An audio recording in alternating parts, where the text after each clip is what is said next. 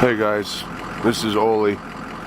Got the Minnetonka, Minnesota weather report. The ambient temperature right now, negative 63 degrees.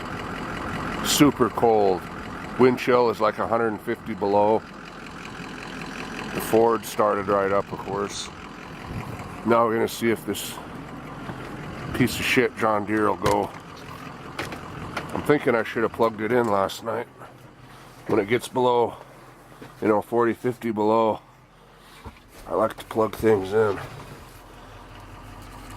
Luckily, my wife stocked up on a lot of bread and cheese, milk, whatnot, some dry goods.